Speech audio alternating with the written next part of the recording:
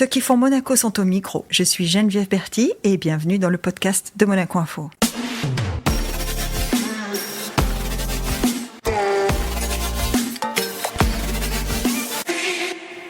Aujourd'hui, nous mettons en lumière une personnalité monégasque impliquée. Sa carrière professionnelle au service de l'État l'a notamment conduite à devenir déléguée interministérielle pour les droits des femmes. Mais son engagement envers les droits des femmes va au-delà des frontières de Monaco. Elle a créé l'association humanitaire Suricat de Monaco, avec le projet de participer au rallye Aïcha des Gazelles en 2024. Tout un programme. Bonjour Céline Cotalorda.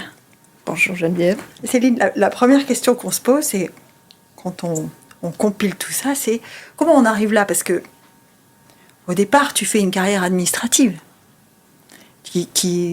Cette carrière, tu la débutes en te disant quoi ? Je vais servir l'État comme l'a fait mon père, par exemple ? Pas du tout. Pas du tout. C'est vrai que mes parents ont toujours travaillé dans l'administration. Tu parles de mon père qui a eu des hautes responsabilités, ma mère aussi. Et quand je suis jeune, je fais mes études et je me dis, non, moi, j'ai pas envie de travailler dans l'administration. Donc, c'est plutôt l'inverse. Et donc, les premières années après mes études, je travaille un peu dans le privé, à Monaco Télécom, en Grimaldi Forum. Et finalement, c'est mon amour de l'image, de la com, qui fait que je rentre dans l'administration, parce qu'à ce moment-là, j'ai la possibilité de rentrer au centre de presse, ancien nom de la direction de la com. Et c'est comme ça que je mets un pied dans l'administration. Par le biais de la com. Par la matière.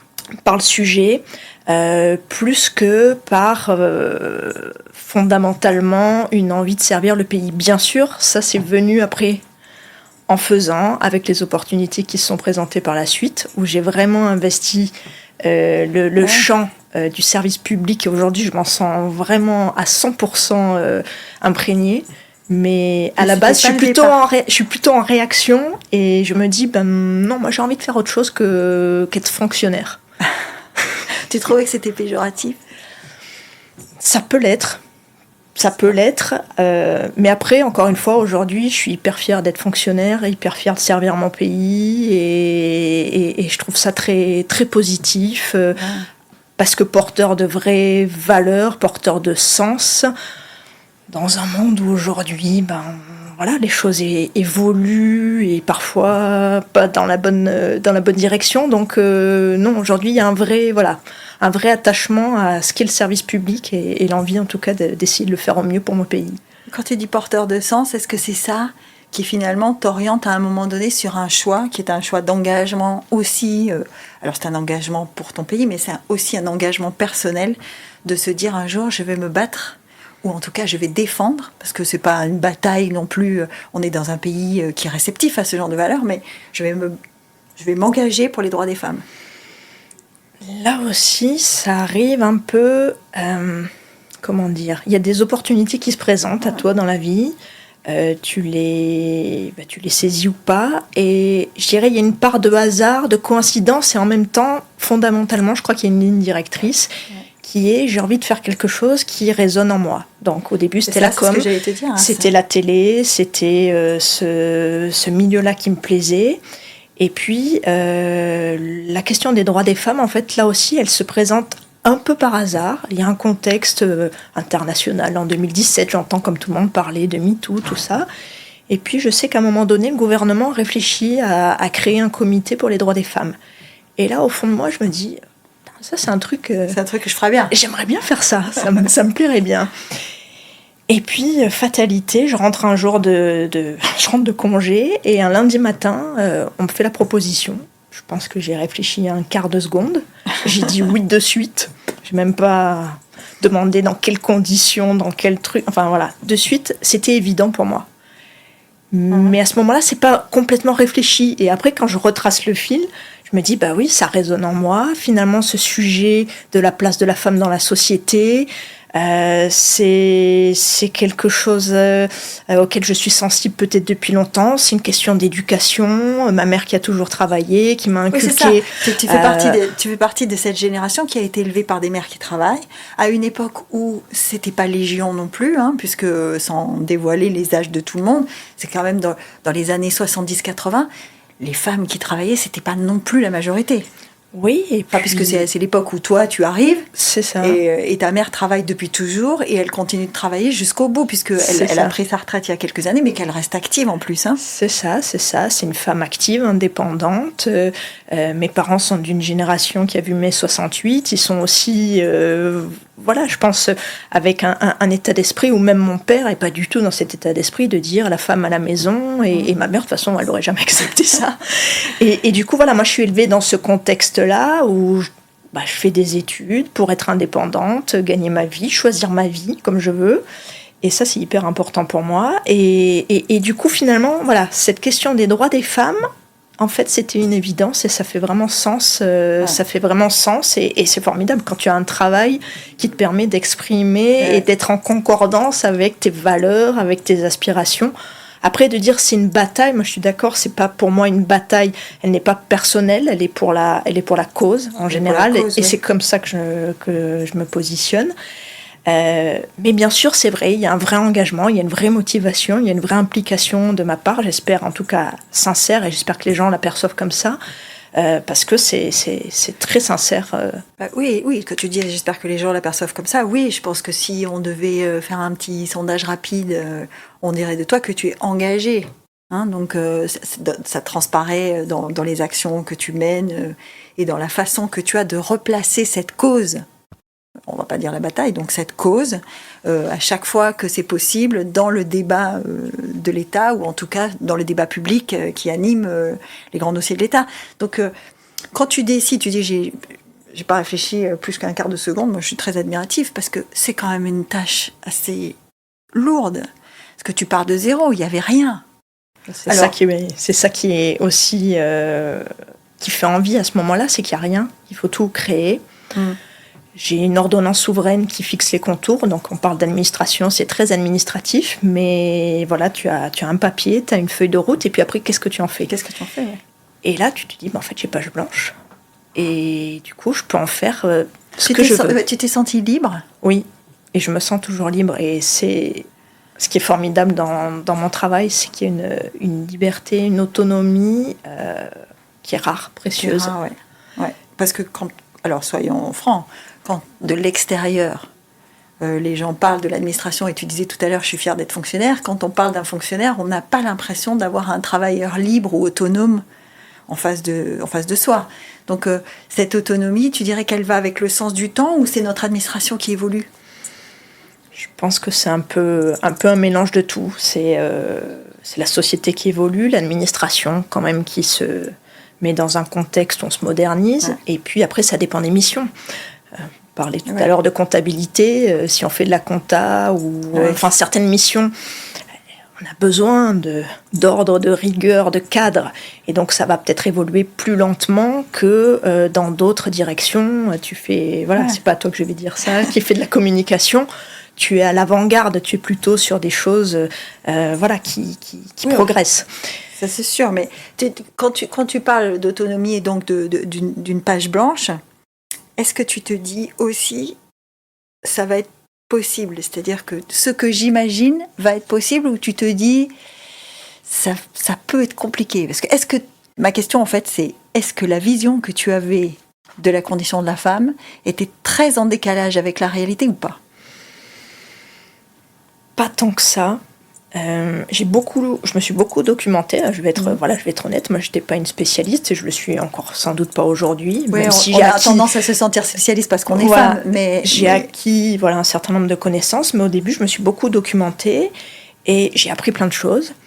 Et quand il a fallu mettre ça en place à Monaco, non, j'ai fait encore une fois confiance peut-être à une forme d'insouciance ou de bonne étoile, j'en sais rien, mais en me disant allez, on va y aller, on va se retrousser les manches, et puis surtout, on va parler avec les gens.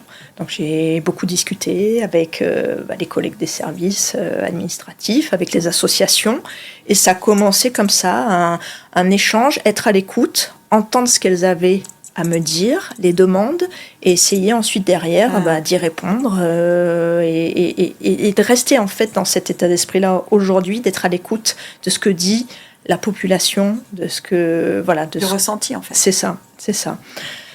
Et en fait, les difficultés, oui, il y en a toujours, bien sûr, il y en a toujours, mais je vais te faire une confidence, et ça aussi, je pense que ça ne sera pas un scoop pour toi, elles viennent souvent de l'intérieur de ta propre famille, plus que de l'extérieur. Et puis, après, quand on est une femme, malgré tout, on est peut-être une cible un peu plus privilégiée. Et je me victimise absolument pas, parce que c'est pas du tout mon propos. Moi, je suis d'accord avec toi, je me sens pas victime non plus. Voilà, mais c'est une réalité quand même. Voilà, c'est une forme de réalité. C'est pas évident d'avoir certaines fonctions, on va dire hautes fonctions, responsabilités, et très souvent, on a, contrairement aux hommes, on a une certaine partie de la population qui est contre nous, les hommes, certains hommes vont être contre nous, mais en plus, on a aussi des femmes qui se mettent contre nous. Donc, on cumule les handicaps. Quand tu disais tout à l'heure, ça vient plutôt de ta propre famille, je pensais pas seulement à l'environnement professionnel, je pensais aussi à notre famille générale, notre famille féminine, c'est ça.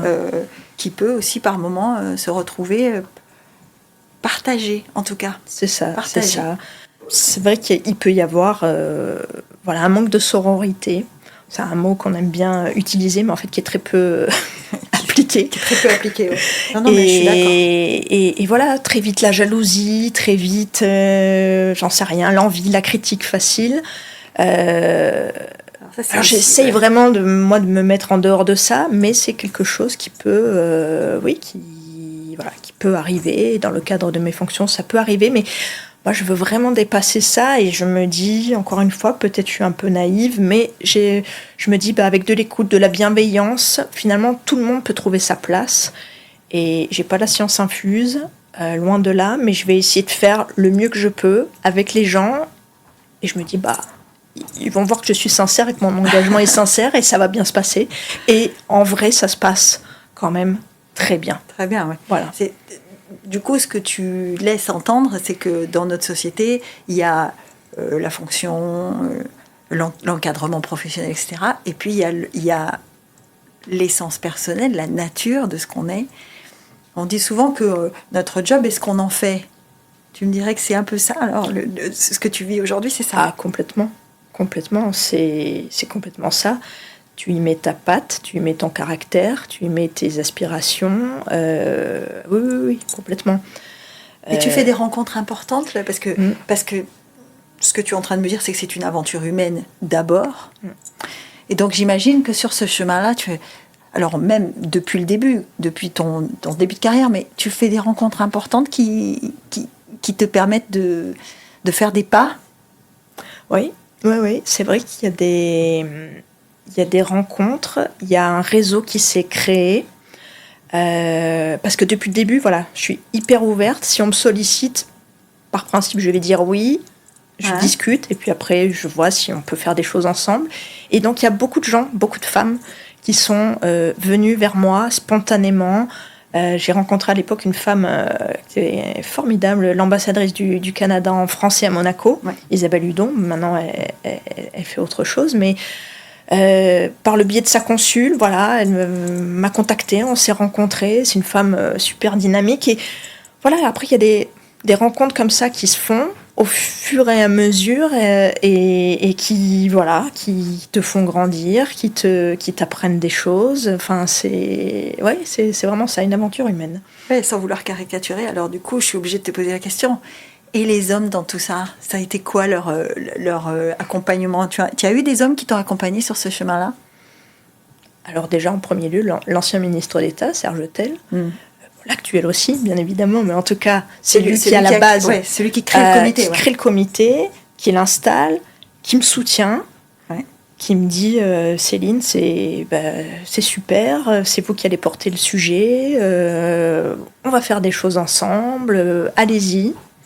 Je lui propose des trucs, il me dit ouais, banco, je vous soutiens. Il veut essayer de changer des petites choses au sein du gouvernement. Il y a des trucs qui passent, d'autres qui passent pas.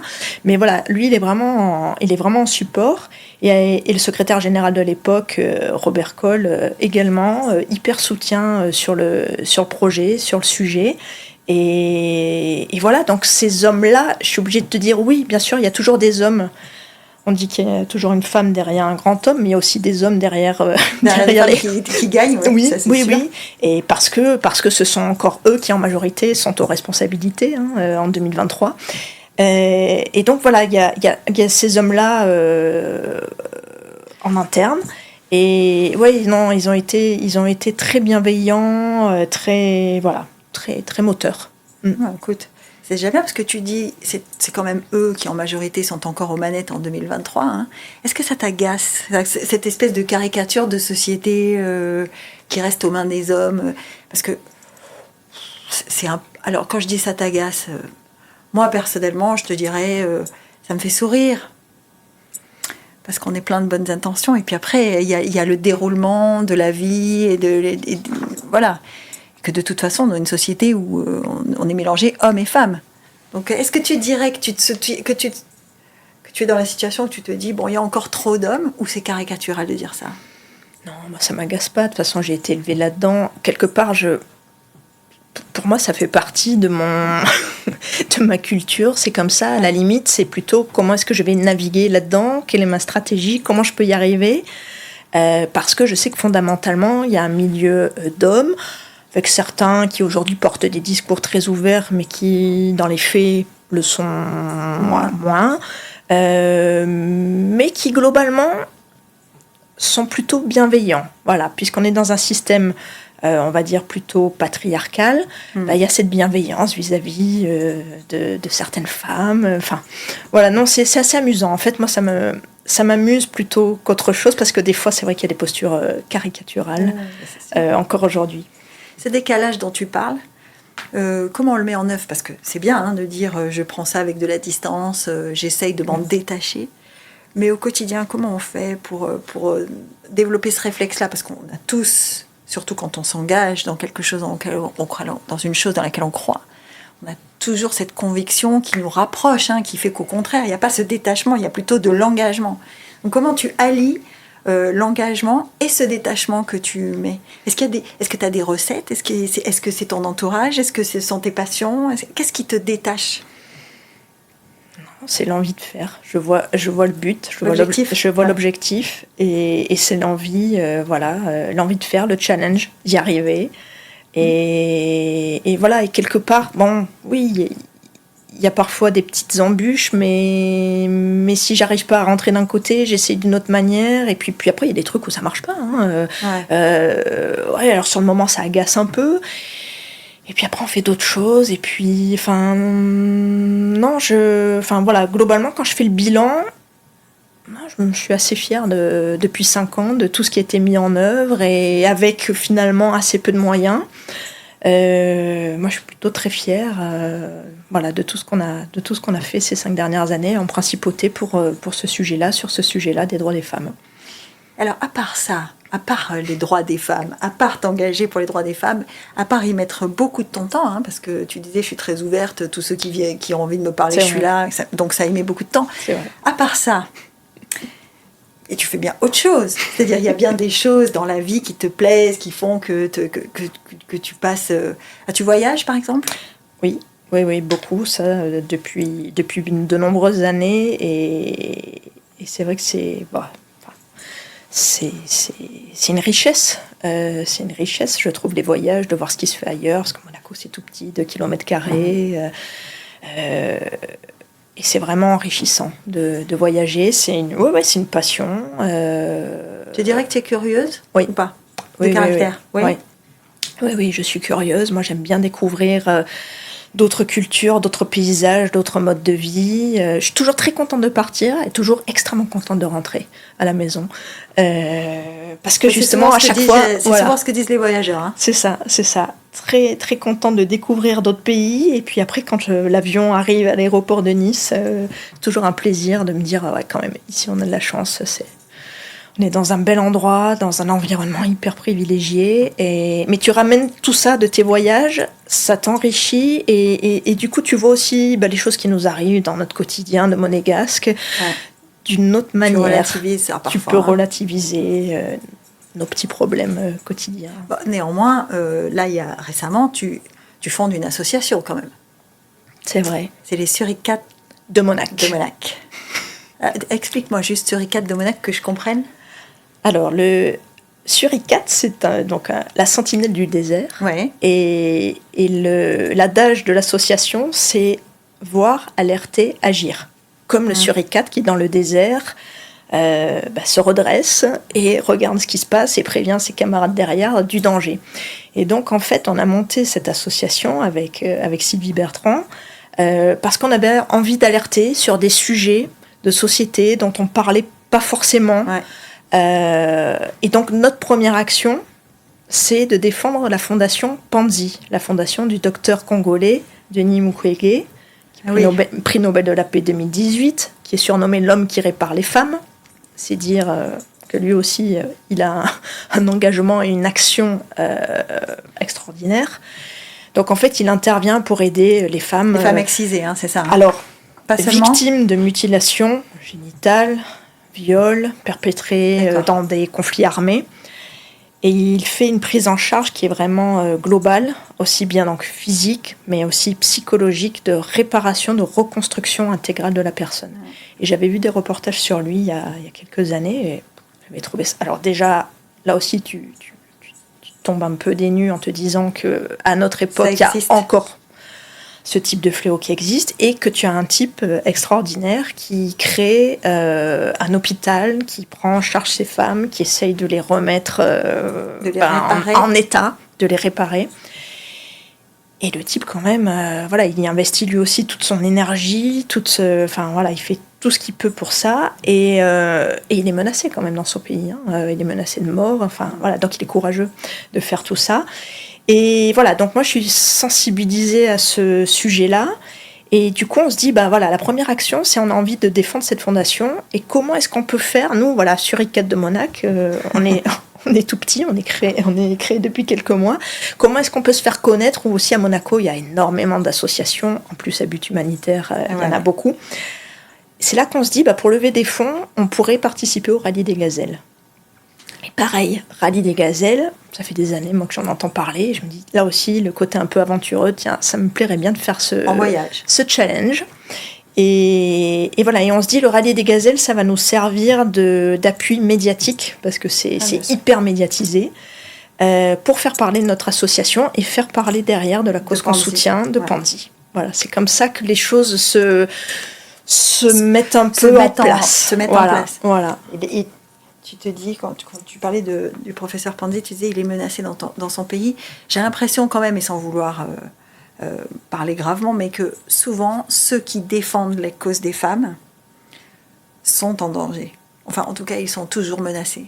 Parce qu'on se retrouve avec, dans le monde entier, là aussi, avec souvent des médecins d'ailleurs, qui viennent en aide aux femmes qui sont dans des situations personnelles de détresse et qui se retrouvent menacées.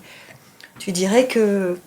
est-ce que tu penses aujourd'hui que dans la société dans laquelle nous vivons, il y a un espoir que ça s'atténue en tout cas ?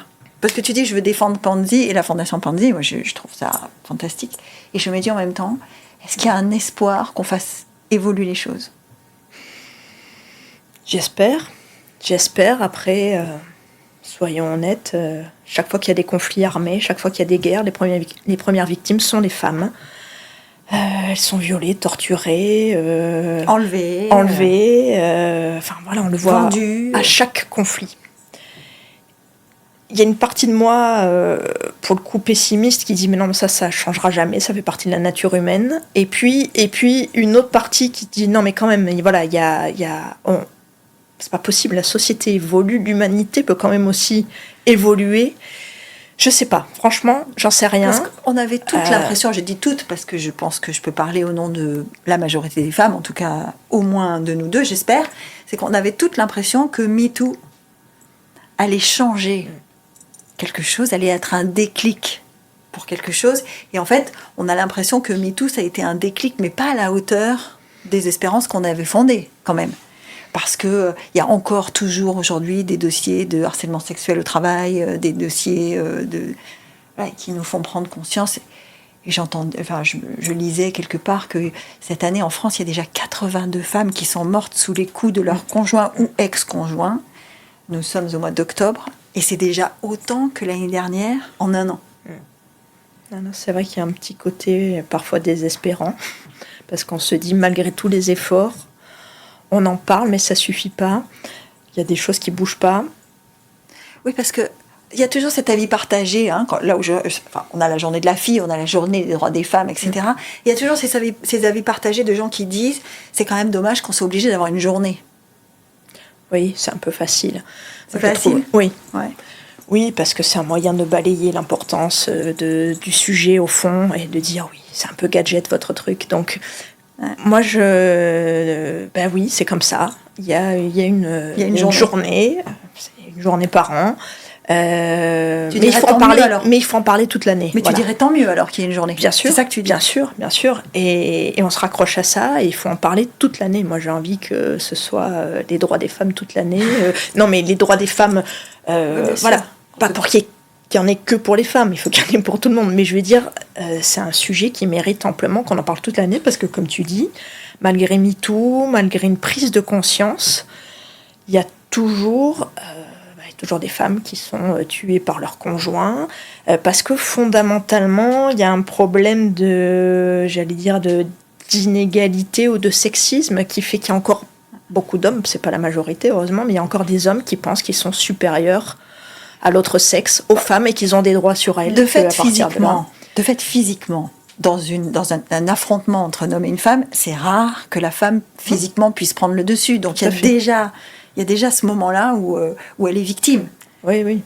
Potentiellement, mais après, ce qui compte surtout, c'est ce qu'a la personne dans sa tête. Et si il pense qu'il est au-dessus de la femme, derrière, ça peut conduire à des petites humiliations, une domination, et puis un jour, ça peut aller à des violences physiques. Enfin voilà, ça part toujours. Les violences prennent toujours leur origine dans le sexisme, dans le fait qu'il y a un des deux qui pense qu'il est au-dessus de l'autre. Si on est à égalité, qu'on se dispute et que ok, ça c'est pas grave, ça peut arriver, on peut être conflictuel dans un couple, c'est pas un souci. Mais ce qu'il faut, c'est que les deux soient à un moment donné à égalité l'un avec l'autre. Je dis ça parce que avec le comité, vous avez produit plusieurs vidéos de sensibilisation, dont une en particulier qui avait fait beaucoup couler d'encre, ou en tout cas qui avait eu un franc succès. C'est cette vidéo où ce petit garçon voit sa maman partir le matin avec des lunettes noires et on découvre petit à petit que c'est une femme battue et il y avait dans cette vidéo, il y avait un moment particulier, c'est qu'elle est soutenue par un collègue de travail. C'est-à-dire que c'est le gars, c'est un collègue au café qui lui dit « Tu es sûr que tu n'as pas besoin d'aide ?» Donc, du coup, on se dit, il y a quand même... C'est la petite lumière au bout du tunnel. Oui. Il y a quand même des... Voilà, on est tous, je pense, plus attentifs à ces petits signes. Et voilà, ça sert aussi à ça, notre travail. Tout n'est pas parfait. On peut pas résoudre ce problème-là qui est millénaire comme ça, mais il y a quand même des signes d'espoir et de sensibiliser les hommes comme les femmes sur le sujet. Je pense que c'est vraiment important de répéter ces messages-là et pour espérer faire un petit peu changer les choses. Voilà. Espérer. Mais donc, le voyage, l'engagement, l'association... Le sport. Ah, voilà. On y vient. Parce qu'il me semble que tu as défendu les couleurs de l'administration pendant longtemps sur les cours de tennis, quand même. Voilà, oui. Oui. Alors, le tennis, c'est une grande histoire d'amour. Non, me dit-elle sur un ton pas très enjoué. Si. Non, le tennis, c'est vraiment mon sport de toute petite. Depuis petite ? Ouais. J'ai commencé quand j'avais 6 ans ou 7 ans et j'adorais le tennis. Ma mère jouait et moi, je jouais toute seule, je faisais du mur. Donc, c'est comme ça qu'on progresse. Et c'est comme ça que j'ai démarré, que j'ai progressé. Et puis voilà, c'est resté... j'ai fait un peu de compète. Effectivement, ça c'est plus anecdotique, mais avec la fonction publique, il y avait une équipe et voilà, j'ai participé à de la compétition dans ce cadre-là. Mais je continue toujours. Et puis maintenant, je fais aussi d'autres sports. Souvent des sports de balle et raquettes. Moi, j'ai besoin de m'amuser. Ouais. Tu vois qu'on y vient. Je te disais, il y a bien des choses qui font que tu arrives à prendre du détachement. Oui. Tu te changes les idées quand même. Heureusement. Je mange pas matin, midi et soir le droit des femmes parce que non, je fais d'autres choses. Tu fais d'autres choses. On dit toujours, et ça aussi c'est caricatural, qu'une femme qui s'engage a tendance à devenir une passionnariat et qu'elle ne fait plus que ça. Donc c'était ça l'idée aussi, tu fais autre chose quand même. Oui. Non, voilà, du sport. Tu voyages. Je voyage. Et puis, une de mes passions aussi initiales, et ça fait peut-être le lien avec la com, avec la télé à la base, moi, c'est le cinéma. Ah oui. C'est le cinéma. Je crois qu'il y a du théâtre aussi quelque part. Hein. Alors, le théâtre, oui. Le théâtre, ça m'a appris... Vous voyez, je me suis... Là aussi, c'est un challenge, parce que je suis plutôt quelqu'un de réservé, timide, qui n'aime pas trop s'exprimer en public. Donc là, je suis bien lotie depuis quelques années, mais je le fais avec plaisir. Et tu sens que c'est un besoin. Et c'était un besoin, en tout cas, quand il y a quelques années, je me suis mise à faire du théâtre. Là aussi, c'était un petit challenge perso, parce que je savais que j'étais pas dans mon élément du tout. C'était pas naturel. Et je me suis fixée comme objectif d'y arriver. J'étais hyper mal au début, et puis à la fin, contente de l'avoir fait. Tu sais, quand tu te dépasses sur quelque chose et que tu arrives à le faire, tu te sens super quand même comme ligne bien. directrice ou comme ligne rouge, appelle ça ce que tu veux, ou comme fil rouge, parce que ligne rouge, tout de suite, on pense à autre chose. Fil rouge, tu as quand même le dépassement, ou en tout cas une certaine appétence à sortir de sa zone de confort. Hein. C'est vrai. C'est un trait de ton caractère. Ou c'est venu avec les... Non, je pense que oui, l'esprit un peu de compétition. Petite, tu étais compétitive déjà ? Ouais, un peu. Moi, j'aime bien gagner, j'aime bien... Après, c'est pas par tous les moyens, et... Non, mais j'aime bien les défis, voilà. Et c'est vrai, du coup, oui, tu sors de ta zone de confort, en faisant du théâtre, en faisant le rallye des gazelles, ou voilà, on s'engage dans un truc, et puis je sais pas, en vrai, je sais pas comment ça va se passer, mais ça me fait même pas peur. Peut-être je suis complètement inconsciente, mais en tout cas, moi je me dis non, il faut y aller, il faut vivre, je sais pas, comment. Quand tu dis j'ai même pas peur, c'est une des questions que j'avais envie de te poser, c'est est-ce qu'il y a eu un moment dans tous ces défis que tu as relevés où tu t'es dit ça va pas être simple quand même? Ce qui n'est pas exactement de la peur. Hein. Mais par exemple, si tu es en haut d'une piste noire à ski, est-ce que tu as une appréhension ou pas ? Pas trop, mais de plus en plus avec l'âge quand même.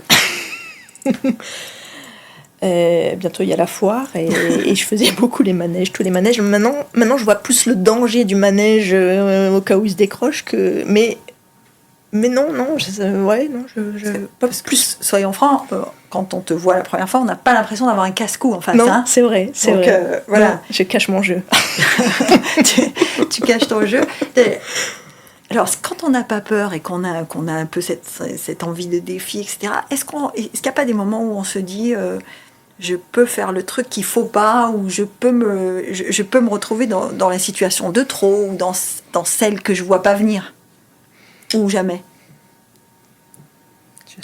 Parce que par exemple, je pense à ça parce que André Agassi, qui avait peur de rien, a écrit un livre, il a publié un livre dans lequel il dit « Mon angoisse, c'était de faire le match de trop, alors que j'avais peur d'aucun adversaire. » Et c'est un peu ce que dit, puisque je parle de tennis, puisque tu me dis que c'est ton histoire d'amour, donc c'est un peu ce que dit Djokovic là, dans une interview qu'il donne il n'y a pas très longtemps, où il dit « J'espère que je saurai quand il faut que je m'arrête. » Alors, c'est pas que je parle pas de t'arrêter, hein. Je dis, quand on est animé de cette conviction du défi, du challenge, de vouloir gagner, est-ce qu'il y a un moment donné où on se dit, je suis toujours dans la bonne route ou Oui, bien sûr que tu te poses la question si tu es dans le juste ou pas, si tu colles toujours à l'époque.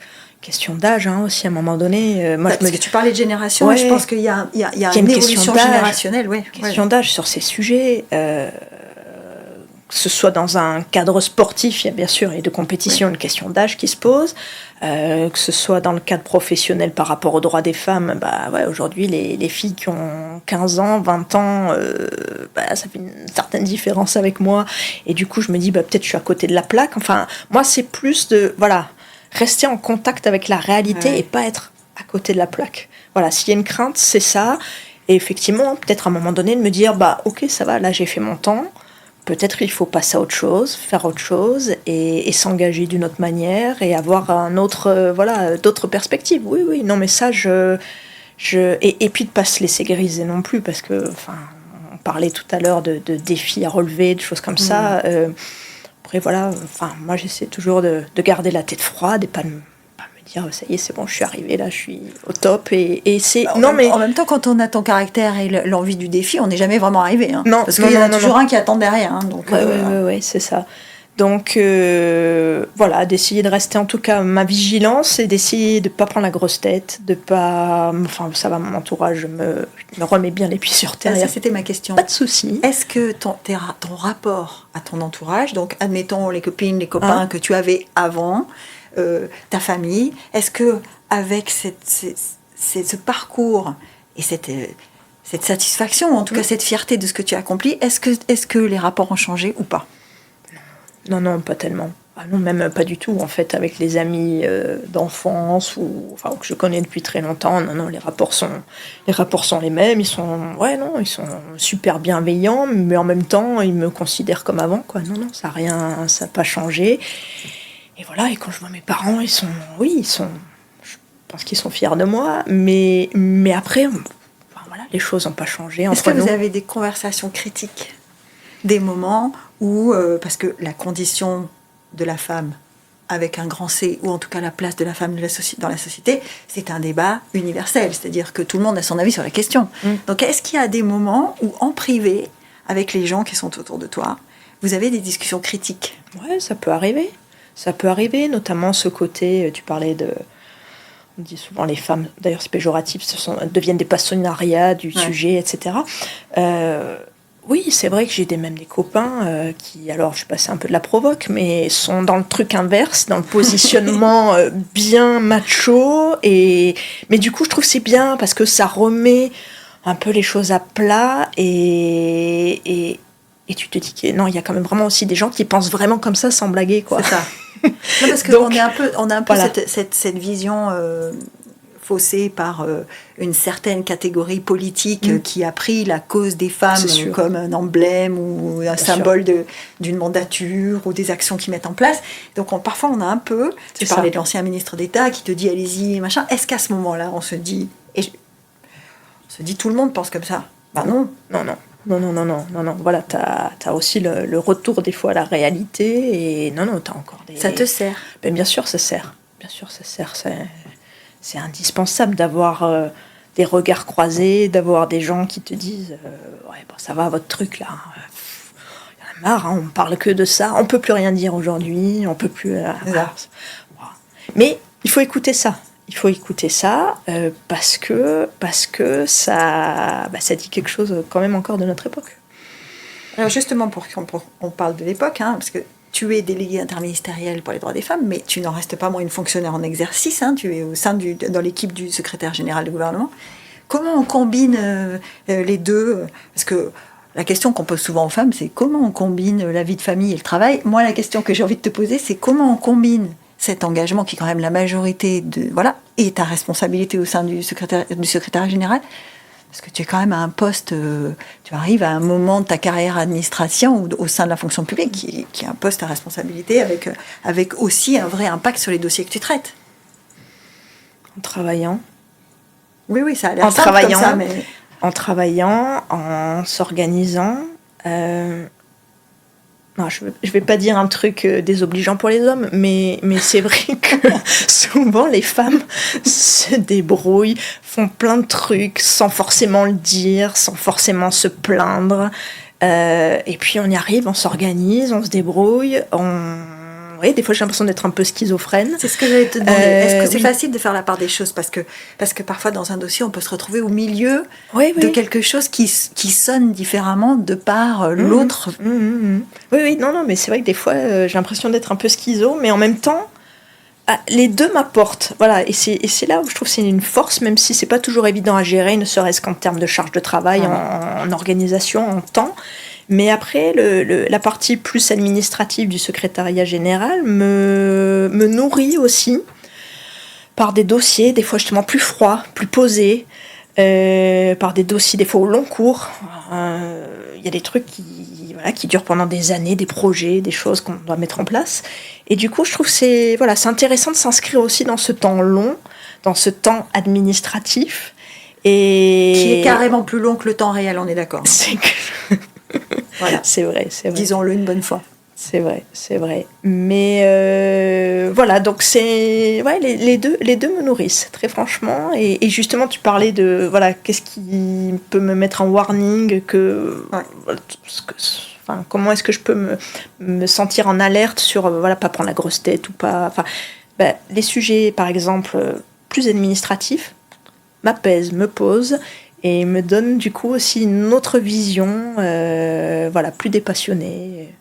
Mais encore une fois, je fais le sujet droit des femmes avec un engagement certes, mais pas une passion au sens déraisonnable. Tu enlèves une partie de l'affect. C'est ça. Enfin, tu enlèves ou tu ne mets pas une partie d'affect. Il y est, mais c'est, je ne sais pas comment expliquer ça. Il y a des valeurs personnelles, par exemple les valeurs de justice, qui pour moi sont des choses importantes. Donc je mets tout ça dans mon travail sur les droits des femmes, mais après, je ne m'emballe pas non plus, peut-être parce que j'ai la chance moi-même de jamais avoir été victime ou autre, donc je fais la part des choses, mais en même temps, on traite que de l'humain, on traite de souffrance, on traite de sujets qui sont lourds, mais j'essaie de garder une certaine distance, voilà, de par ma fonction. Même si je suis très engagée et très impliquée, il n'y a pas de souci là-dessus, mais j'essaie de garder une certaine distance, d'analyser les choses avec un petit peu de recul, mais toujours beaucoup d'envie de les faire avancer quand même. Pour terminer, quand même, pour terminer sur ce sujet, est-ce que tu as eu autour de toi des victimes? Parce que tu dis, je n'ai jamais été moi-même victime, mais est-ce que tu as eu autour de toi des victimes avec lesquelles tu as échangé Oui. Et c'est ça qui est aussi intéressant dans ce travail-là, c'est que, comme je te disais tout à l'heure, il y a des gens qui spontanément sont venus à moi, et ça m'est arrivé de parler avec des personnes qui avaient été victimes, qui m'ont raconté leur parcours, leurs difficultés à s'exprimer, leurs difficultés à en sortir.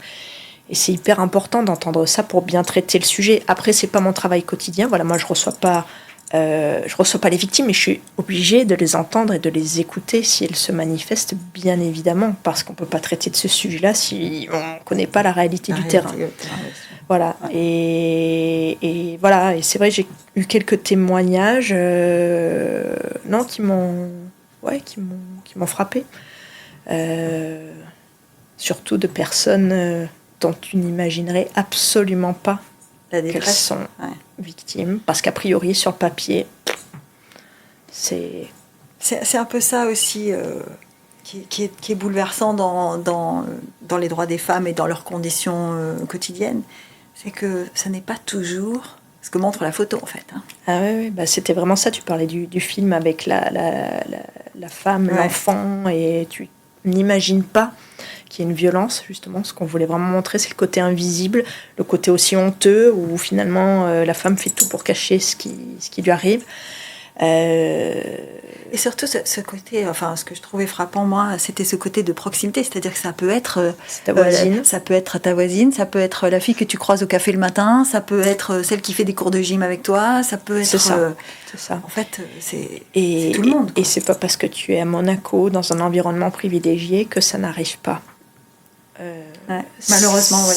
Malheureusement, c'est peut-être encore plus caché qu'ailleurs, parce que c'est tout petit Monaco, parce que les gens se connaissent, et on a peur parfois du scandale, de ce qui pourrait arriver si on dénonce certaines choses. Donc, oui, ça peut arriver à n'importe qui, et ça, tu prends conscience de ça quand même, et du coup, tu es un peu plus en alerte. Voilà. Donc, oui, entendre quand même des victimes, c'est important par rapport à ce travail. Finalement, on se dit que les journées de Céline Potarda sont bien remplies. Un emploi du temps archi full, archi comble, archi engagé, archi tout. Et donc, qu'est-ce qu'on peut te souhaiter pour la suite? Est-ce qu'il y a de la place pour quelque chose encore maintenant? Écoute, là, je suis donc engagée sur le rallye des gazelles. Donc là, ça va m'occuper encore un petit peu plus. Non, ce qu'on peut me souhaiter, écoute, moi, j'ai envie de dire toujours l'énergie, la santé. Après, le reste, le reste, ça suit. Et merci d'avoir passé ce moment avec nous. Merci beaucoup.